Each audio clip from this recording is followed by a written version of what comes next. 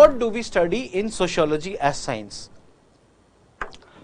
Firstly, we try to establish why sociology is science, or evaluate whether sociology is science.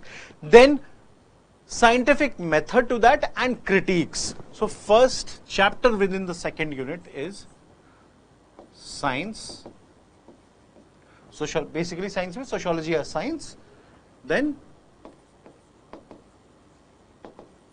scientific methods,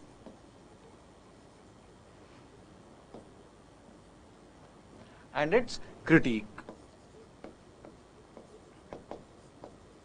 Now, over here, basically, see, initially,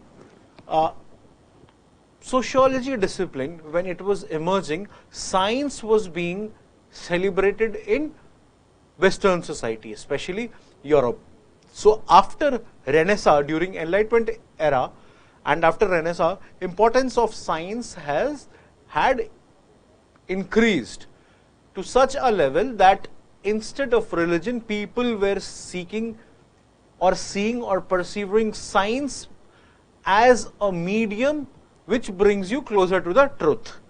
And science or scientific method was considered as empirically most appropriate or correct method to seek answers of your questions. Since science was being celebrated, sociology also and early social thinkers wanted to associate sociology to science. Say, father of sociology, who is Auguste Comte, he had seen sociology as a subject similar to that of, to study society, how natural science studies nature, questions nature, events of nature. Gravitation is natural, natural science studies that, right? Similarly, what physics, biology and chemistry does to study nature, similarly to study society, similar approach was established, and therefore a word called social physics had come. Saint-Simon, Auguste Comte, these initial thinkers came under this group. Also, there was a thinker called Herbert Spencer. What did Herbert Spencer do?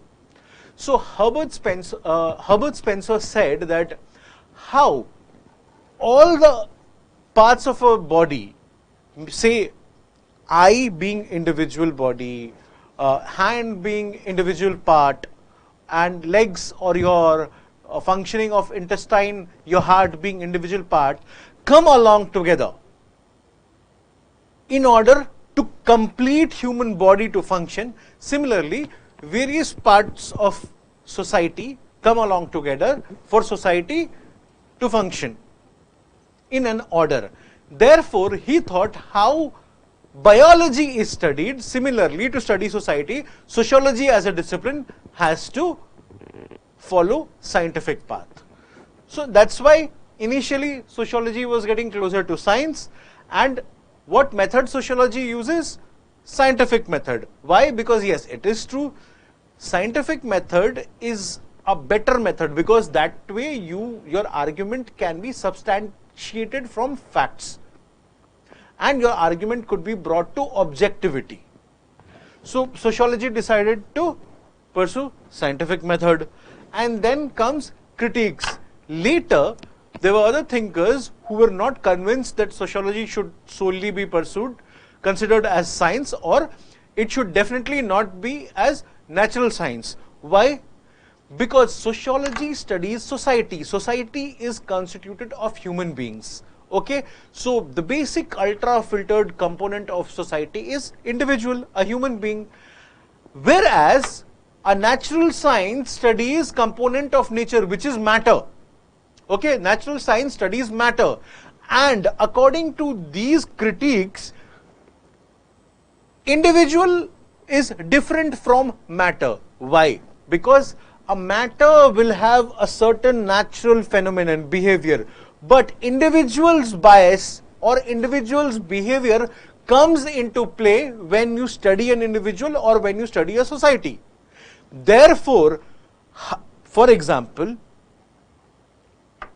you know what this is?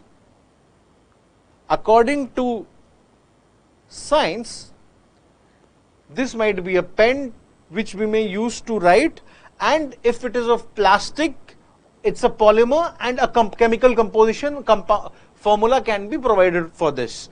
And physical materials, whether it is malleable, whether it is ductile, all of these things can be said about this. But whether it is degradable or not degradable, that can be said about this. But for a human being, my name is Shekhar, how I act with my students, science can't say that.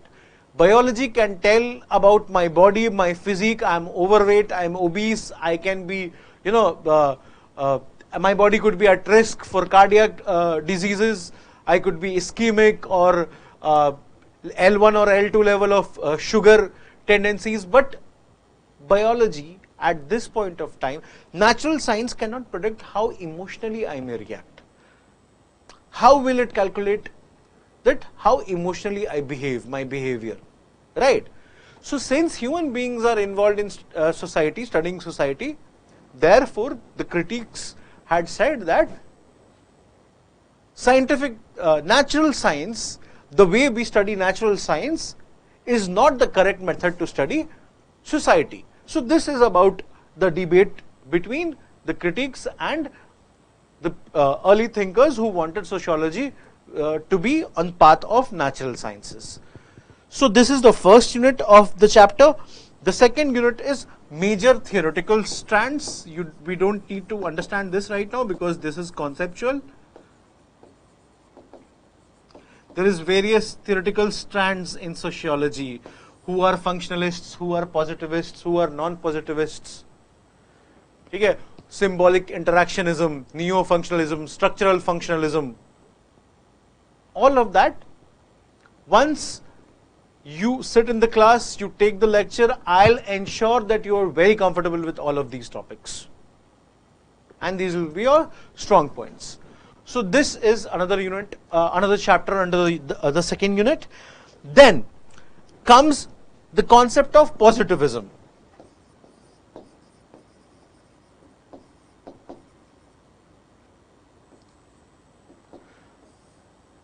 I'll not get into detail. These were the people who considered sociology to be science.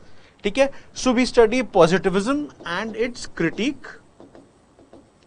Then we study non-positivists. And at last but not least, we study fact, value and objectivity. The fifth chapter under the second unit is fact, value and objectivity. How to keep sociology, there was a debate about how to keep sociology closer to the truth. How to maintain objectivity in the discipline. And for that matter, scientific methods were adopted, various scientific methods were adopted. But at the same times, this is again a long gone debate which you will study in the class, which I'll teach you in the class. And see, just put in your mind, objectivity, to what level it can be reached in sociology. Say, you may try to study a community. Say, you may try to study a tribe. I may try to study Munda, or say Munda tribe from Jharkhand. But then my schooling has been in Ranchi. So you see that researchers' bias involves. Because my schooling has been in Ranchi, I have observed them, I choose to do field study on Munda tribes. So to what limit researchers' bias can be limited is the debate of objectivity. I'm just giving you nascent introduction. ठीक है. See, there is a thinker called Max Weber. He had studied capitalism and compared role of Protestant ethics, Protestant Christians. So ethics of how role of ethics of Protestant Christians played a contribution in rise of capitalism. Now it's a theory which he is given, but then the study which he conducted will always have a researcher's bias, because why did he choose that topic? His mother was a Protestant Christian. He would have observed that since his childhood. So what I'm trying to say, that there is limit to maintaining objectivity in the subject, and that is researcher's bias. There are a lot of other components as well that gradually in the class you will learn. What I'm trying to say, that all these topics are very interesting topics. These are interesting debates. You'll learn about it. I'll ensure that all of you are very comfortable with this. You will get good notes.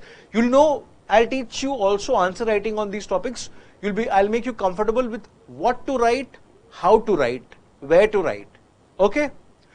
And I'll ensure that my students will be comfortable in paper 1 and paper 2, and I'll try my best that all of you score more than 115 paper 1.